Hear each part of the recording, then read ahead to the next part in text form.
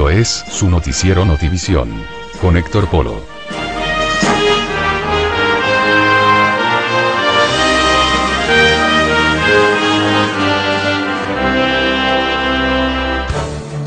¿Qué tal? ¿Cómo está? Me da gusto saludarlos. Sean ustedes bienvenidos a esta edición de Noticias Internacional de Notivisión Channel, que como sabe transmitimos desde la República Mexicana para todo el mundo a través de nuestro portal en internet www.notivision.tv. Esto por supuesto gracias al hospedaje de ensenadahoy.com. Y nos vamos directamente con la información. Y en esta revisión informativa internacional iniciamos en México. Ejecutan a Nepomuceno Moreno, quien fue integrante del Movimiento por la Paz. En su momento advirtió de amenazas de muerte. El pasado 14 de octubre, el activista de 56 años interrumpió el diálogo que el presidente de México, Felipe Calderón, sostenía con Sicilia.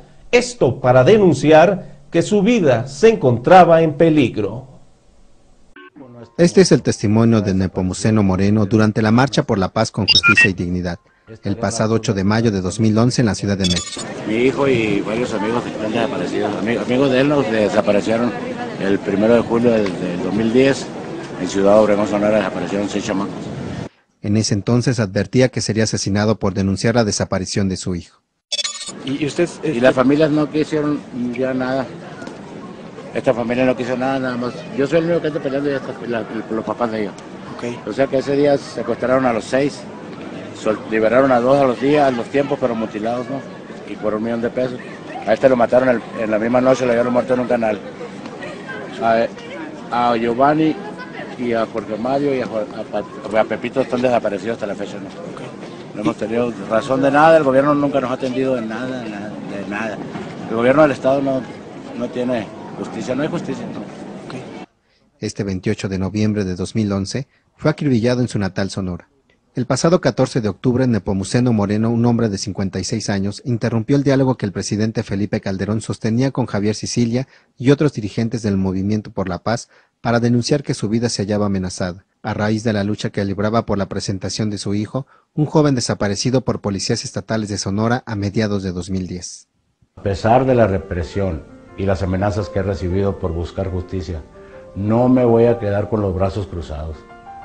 Esta lucha no solo es por mi hijo, es por todos los muertos y desaparecidos en esta violencia sin fin. La Procuraduría General de Justicia del Estado informó que indaga 2 líneas de investigación en el crimen de Nepomuceno Moreno, integrante del Movimiento por la Paz, quien fue asesinado este lunes en una colonia de Hermosillo, una posible venganza por sus denuncias y la participación del crimen organizado.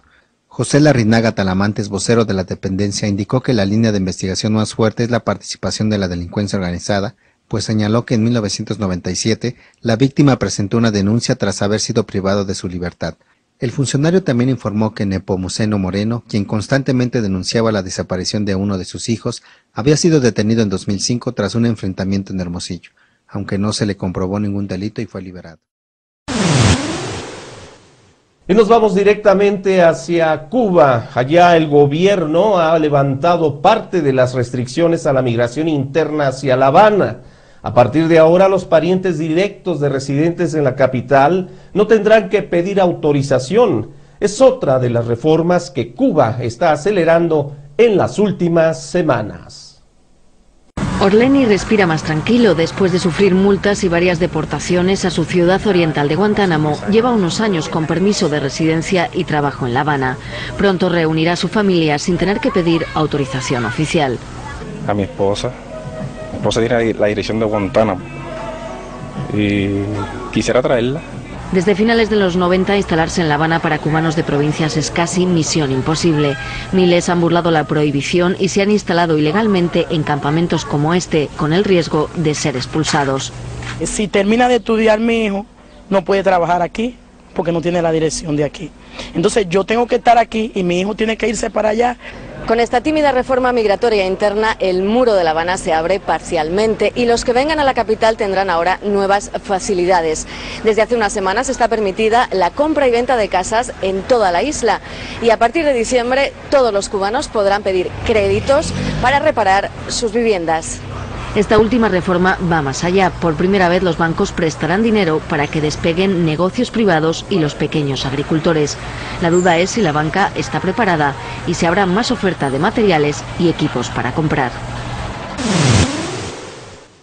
Y en el Medio Oriente, grupos de estudiantes islámicos asaltaron en 3 ocasiones la embajada británica en Teherán, donde arrancaron la bandera, saquearon documentación y causaron daños. Esto tras una manifestación contra el gobierno del Reino Unido, con el que Teherán ha decidido reducir el nivel de relaciones diplomáticas en represalia a las sanciones que le impone Londres, sabe, por la polémica del programa nuclear. Centenares de jóvenes estudiantes partidarios del régimen asaltan la embajada del Reino Unido. Trepan a la valla con banderas que llevan escrito el nombre del imán Hussein, uno de los pilares del chiismo. Quitan la enseña británica y la queman. También arden un vehículo y varias dependencias. Pese a la presencia policial, los asaltos se repiten. El régimen asegura que no está detrás de lo sucedido. El detonante ha sido la decisión del gobierno británico de imponer sanciones contra Irán por su programa nuclear. Recientemente Israel desveló un plan militar para destruirlo y Washington y Londres dijeron que no descartan ninguna opción. Los británicos deberían marcharse al igual que se fueron hace 30 años los estadounidenses, dice esta joven. El primer ministro británico David Cameron condena el ataque y ha dicho que estudiará la respuesta. La Unión Europea, la ONU y Estados Unidos también han condenado los hechos. La embajada británica ya fue ocupada solo unas horas durante la crisis de los rehenes en 1979, poco después de que jóvenes islamistas atacaran la representación estadounidense. Aquella crisis causó la ruptura de relaciones entre Teherán y Washington. El responsable de los atentados de Noruega en los que murieron 77 personas el pasado mes de julio, usted recordará, tiene esquizofrenia paranoide, según un informe psiquiátrico encargado por un tribunal de Oslo. Esta es la información. Anders Behring Breivik sufre esquizofrenia paranoide y delirios. Los psiquiatras han declarado que no estaba en plena posesión de sus facultades cuando cometió los atentados y por tanto no debe ser juzgado. Después de una docena de entrevistas, más de 35 horas con él, repasar todos los interrogatorios policiales, el relato de testigos y la reconstrucción de la masacre, los médicos han llegado a la conclusión de que el ultraderechista Breivik debe ser recluido en un psiquiátrico y no en una cárcel. Sin embargo, su abogado ha asegurado que su defendido no tiene miedo a que le consideren un asesino. Incluso se había negado a que le realizaran una resonancia magnética de su cerebro para ver si tenía un tumor cuando cometió la masacre. Fue el pasado 22 de julio cuando Breivik hizo estallar un coche bomba en una zona de oficinas ministeriales de Oslo, en el que murieron 8 personas. Después se trasladó a la isla de Utoya, a 45 kilómetros de la capital, y allí disparó de manera indiscriminada contra un campamento. Murieron 69 personas, la mayoría eran de las juventudes laboristas. Ahora falta que ese informe médico sea aprobado por la Comisión de Medicina Forense de Noruega. Vamos a ir a un corte, antes nos vamos al reporte del clima, vamos a conocer las condiciones climáticas que estarán imperando en la región.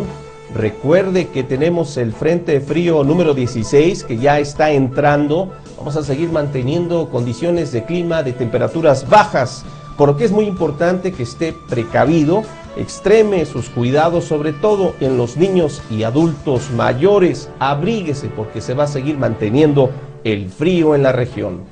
Vamos a un corte, regresamos.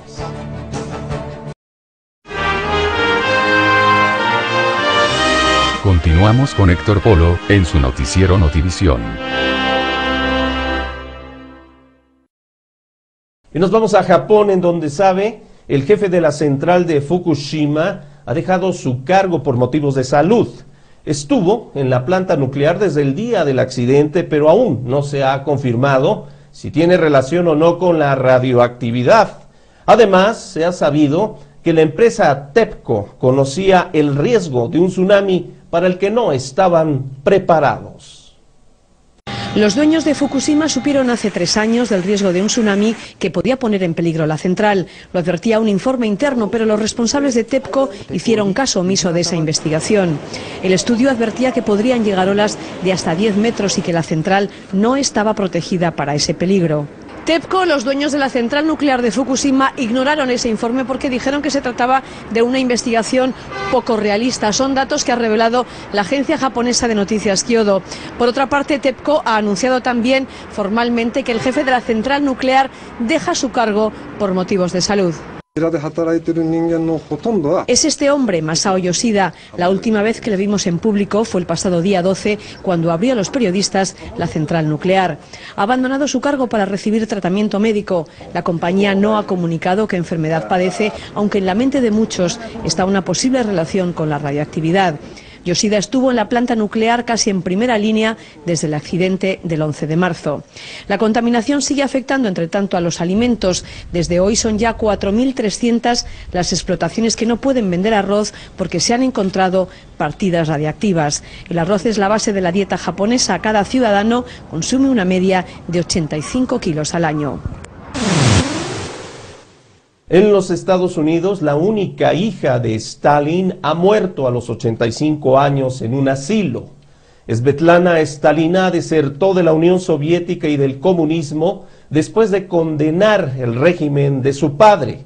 Su huida, apoyada por la CIA, fue utilizada por Estados Unidos en plena Guerra Fría con la Unión Soviética. Quizá muchos de sus vecinos en Wisconsin no lo supieran, pero la anciana Lana Peters fue un día la niña de la foto, la pequeña hija de Stalin, Svetlana, el pequeño gorrión según el dictador.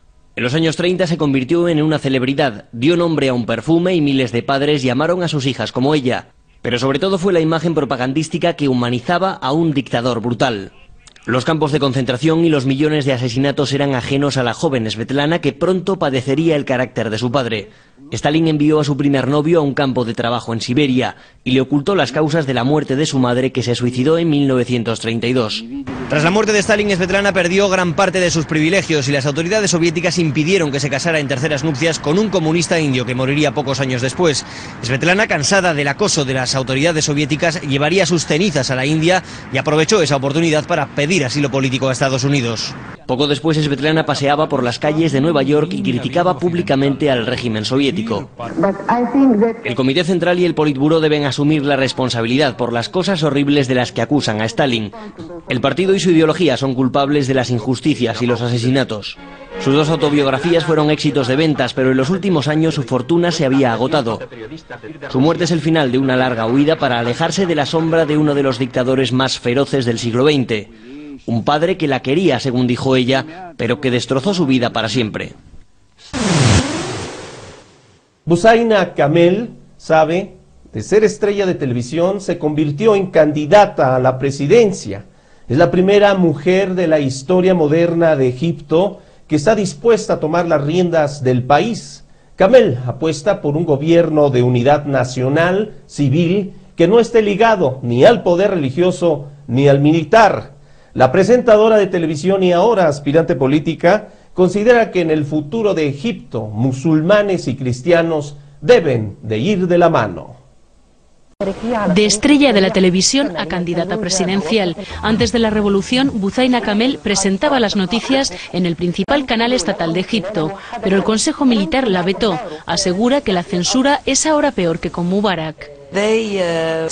Me impidieron presentar las noticias después de la revolución, quitaron mi programa de radio y prohibieron cualquier programa en el que yo saliera criticando, por ejemplo, que permitieran los ataques contra las iglesias cristianas. Me llevaron a un juicio militar, nos cuenta.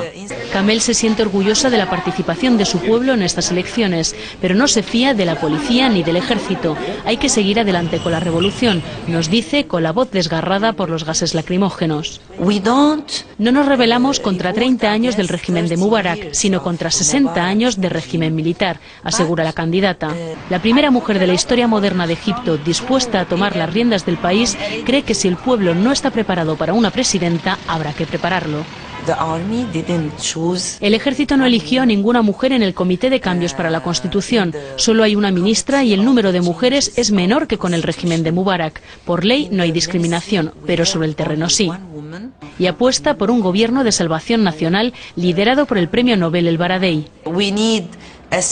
Necesitamos un Estado civil, no religioso ni del ejército, sentencia Buzaina, convencida de que musulmanes y cristianos tienen que ir de la mano. Hasta aquí la información. Esto ha sido lo más relevante acontecido en materia informativa a nivel internacional. Yo lo espero, como siempre, dentro de una hora, con más noticias, por supuesto, aquí en Notivisión Channel. Soy Héctor Polo. Pásela muy bien.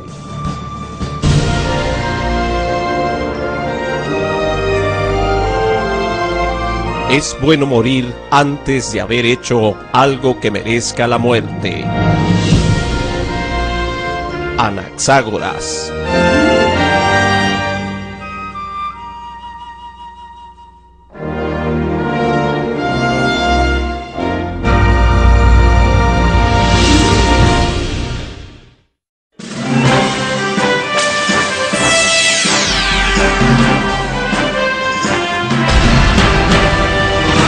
Esto fue su noticiero Notivisión, con Héctor Polo.